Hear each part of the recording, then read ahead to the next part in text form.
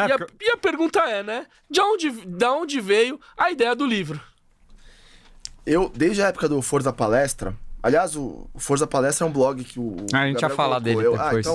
Mas pode falar também, se quiser falar dele. É um blog que eu mantive ali entre 2006 e 2015. Tá no ar, o conteúdo tá todo no ar.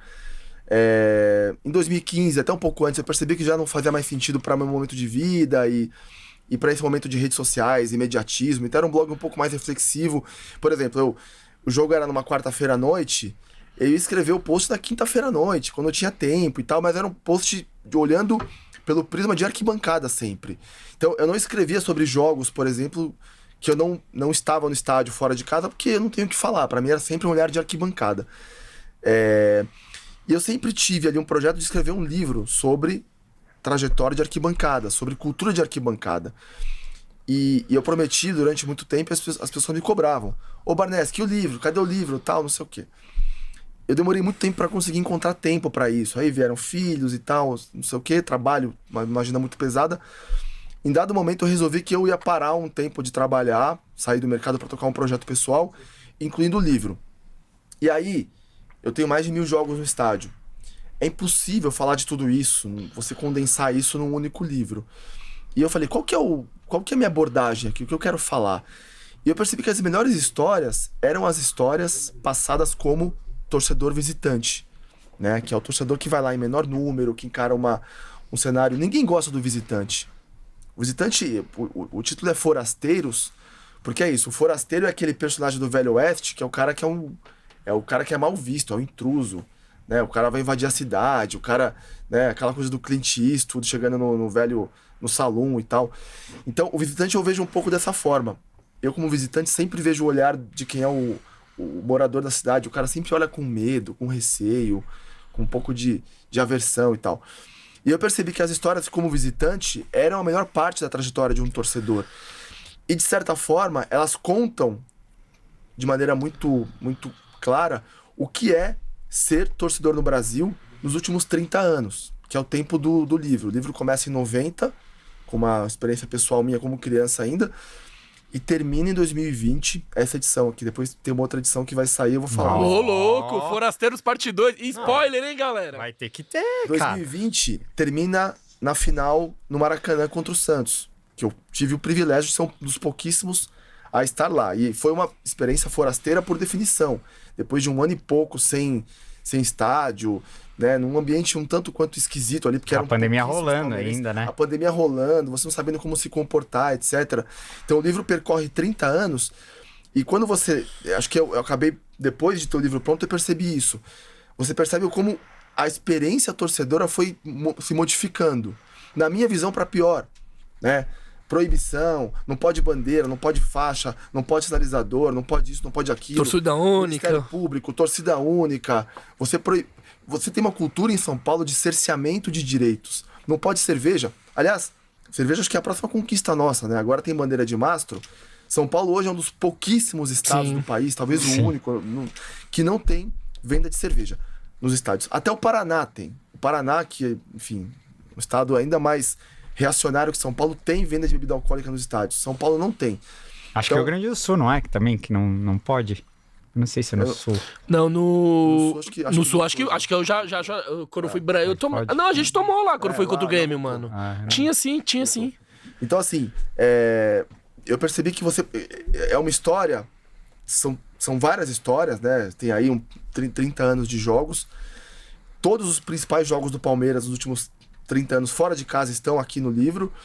Mas para quem não é palmeirense também, ele conta uma história do que é arquibancada no Brasil, né? Até para um gringo, o livro chegou na Argentina para algumas pessoas lá, porque a capa é o estádio do Racing, o cilindro, né? O livro, a intenção era que o livro falasse para mais gente, que não fosse uma coisa só para palmeirenses. Então, o livro conta essa história. E é muito curioso para mim receber elogios de corintianos, flamenguistas, são paulinos, cruzeirenses. O mais comum é o cara falar assim, pô, comprei o livro não sabendo que era de um palmeirense. E comecei a ler. Quando eu comecei a ler, eu fiquei meio puto. Falei, pô, livro de um palmeirense. Aí eu avancei. E eu percebi que o livro fala pra qualquer torcedor. Exato. Porque eu não tô ali enaltecendo rivalidades ou criticando uma ou outra torcida.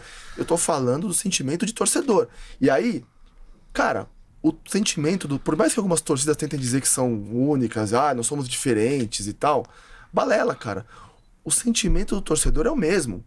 Muda uma questão ou outra, muda a identificação com o clube e tal, mas o sentimento é o mesmo, né? Eu falo isso porque sempre briguei com amigos corintianos que ficam, o Corinthians é diferente. Diferente onde, meu irmão? Não vivemos de títulos, vivemos de Corinthians. Meu irmão, quem não vive de títulos é o torcedor da Ponte Preta.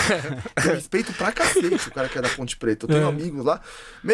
Os caras não ganharam nada. E é o clube mais antigo brasileiro existente. Porque tinha a torcida visitante. Nossa, é eu treta. Eu vou te perguntar depois, mas treta. no Allianz Parque foi uma das que mais me impressionaram. É treta colar no Moisés do Carelli, mano. É treta. Não falar que é diferente. Não, entendeu?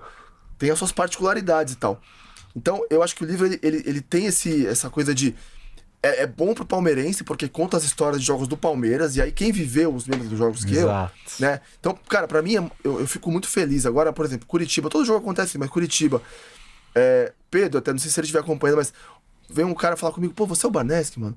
Pô, cara, li o Forasteiros, gostei e tal. Cara, eu faço de lá dar um abraço, conversar, porque é muito gratificante pra mim, sabe? Montevidéu também, se tiver as pessoas, o cara vem assim, desculpa te incomodar, você é o Barneski? Porque eu li o Forasteiros e tal.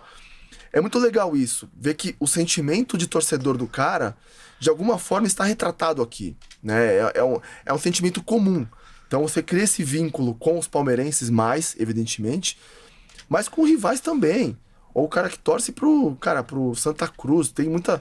Entendeu? O cara, ele lê o livro e fala, pô, eu me senti representado.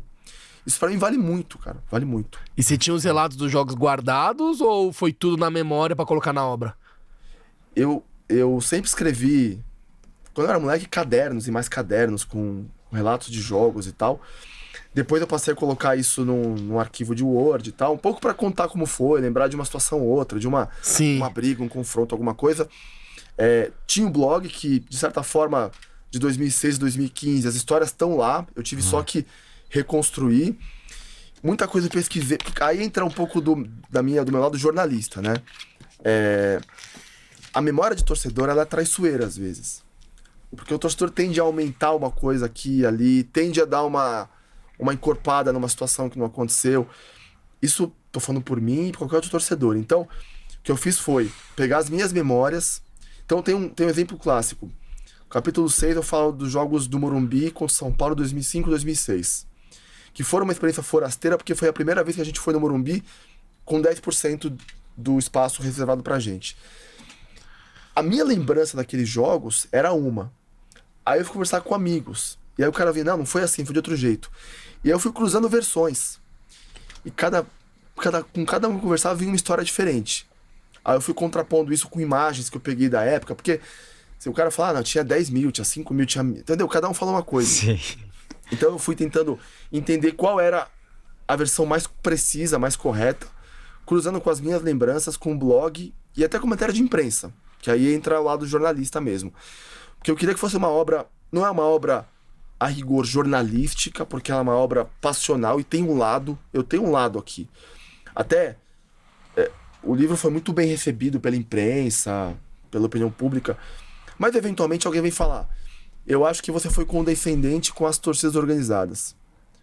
Eu falei assim, beleza, respeito sua opinião. Você quer ouvir o outro lado? O outro lado tá aí há 30 anos martelando que organizada só tem marginal, só tem bandido. 30 anos. TV, jornal, rádio.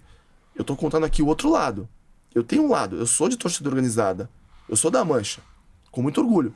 Então eu tô contando o lado da Mancha também. Aí você vai pegar o outro lado e vai contrapor qual é a versão. Então esse capítulo mesmo, teve uma briga entre polícia e a nossa torcida.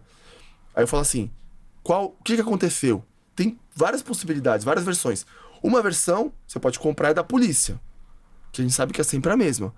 A outra versão é quem é da arquibancada. E aí eu falo, tá no livro aqui, eu falo, se tem um confronto entre polícia e torcida, vai por mim.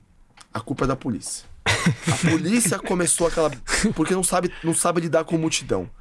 E começa de maneira boba. Começa, por exemplo, num capítulo que tem um capítulo que eu narro experiências em outras torcidas. No caso, torcidas da América Latina, Argentina, do Vasco, do Grêmio, etc. River Plate de São Paulo 2005 no Morumbi. Por que começou aquela briga? Lembra que o cara do River botou o pau quebrou, né? capacete? Começou porque um policial resolveu entrar na torcida do River e puxar um trapo dos caras ali, uma bandeira do River. Não se faz isso. É um código torcedor pro argentino, pro Hincha, que o cara, ele vai ficar maluco. E aí foram pra cima da polícia. Aí a polícia percebeu que errou ali, recuou. Aqui também, você pega toda a festa, toda a conquista do Palmeiras do lado de fora do palestra, Exato. tem alguma confusão com a polícia. A culpa é de quem? Entendeu?